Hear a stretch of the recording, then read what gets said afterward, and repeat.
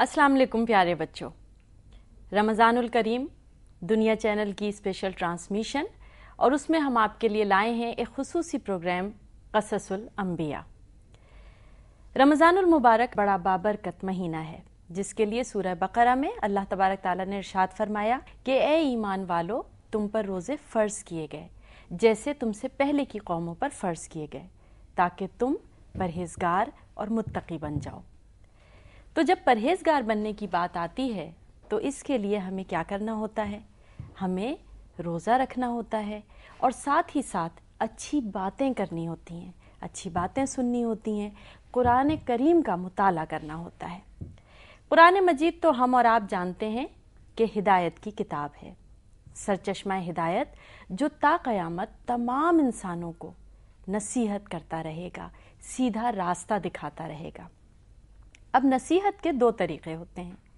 एक तो ये कि जो बात कहनी हो वो सीधे सीधे आपसे कह दी जाए, और दूसरा तरीक़ा ये होता है कि उसे किसी वाक़े या किसी क़िस्से में बयान किया जाए।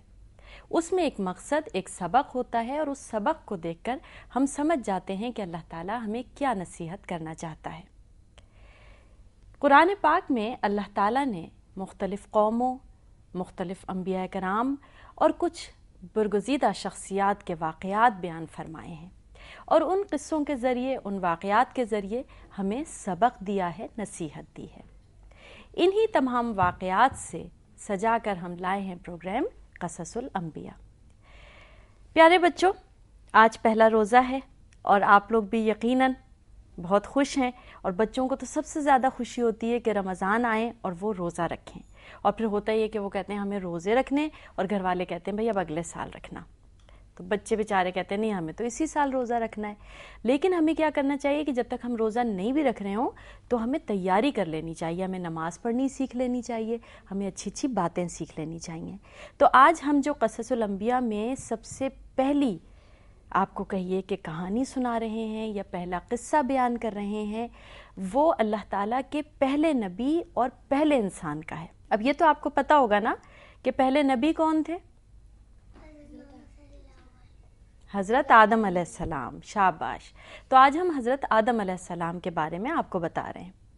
अल्लाह तबारक ताला ने हज़रत आदम अलैहिस्सलाम को मिट्टी से बनाया और उनका ख़मीर बनाने से पहले उन्होंने फ़रिश्तों को बताया कि मैंने एक खलीफा बनाया है जिसे मैं दुनिया में भेजूंगा।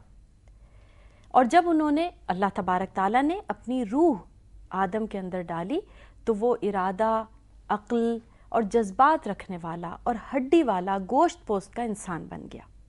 जब वो इंसान बन गया तो अल्लाह ताला ने फ़रिश्तों से कहा कि अब तुम इसको सजदा करो। फ़रिश्तों ने अल्लाह मियाँ से कहा कि अल्लाह मियाँ, आप एक ऐसा इंसान बना रहे हैं, एक ऐसी मखलूक बना रहे हैं जो जब दुनिया में जाएगी तो फसाद करेगी, फितना फैलाएगी, जबकि हम तो हैं ही कि आपकी इबादत भी करते हैं, आपकी हम्दो सना भी करते हैं।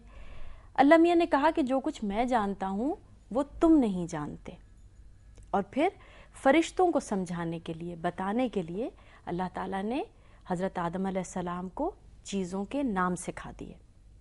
और फिर क्या किया?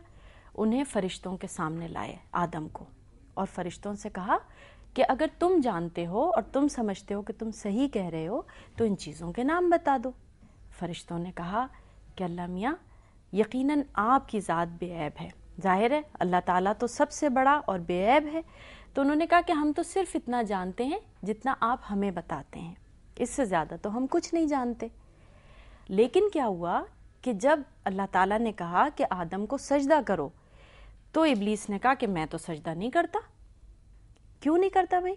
उसने कहा इसलिए कि मैं तो आग से बना हूं और आदम मिट्टी से बने, इसलिए मैं सजदा नहीं करूंगा। अब बच्चों, ये तो आप जानते हैं ना कि ये तकब्बुर होता है, जब इंसान ये समझे कि मैं सबसे अफजल हूं और बाकी सब लोग मुझसे कमतर हैं। तो इब्लीस ने भी जो सजदा करने से इनकार किया आदम को, वो दरअसल उसका तकब्बुर था, और वो ये बताना चाहता था कि चूंकि मैं आग से बना हूं और आदम मिट्टी से बना है तो भला आग और मिट्टी का क्या मुकाबला हो सकता है। इसलिए इब्लीस ने आदम को सजदा नहीं किया।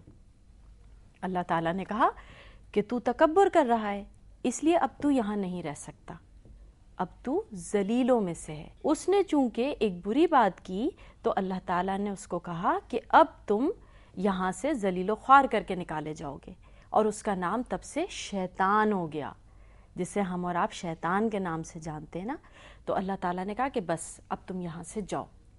اچھا، اس پہ بھی شیطان نے توبہ نہیں کی، معافی نہیں مانگی، بلکہ اللہ تعالیٰ سے کہا کہ مجھے اس دن تک کی مہلت دے دیجئے کہ جب قیامت آئے گی اور لوگ اٹھیں گے۔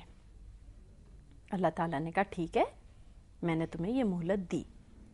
جب اللہ میاں نے یہ مہلت شیطان کو دے دی تو اس نے کہا کہ اب دیکھنا، اب میں جو تم نے انسان بنائے ہیں ان کو تمہاری سیدھی راہ سے ہٹاؤں گا اور ان کو بہکاؤں گا ہر طرف سے، کبھی آگے سے، کبھی پیچھے سے، کبھی دائیں سے، کبھی بائیں سے،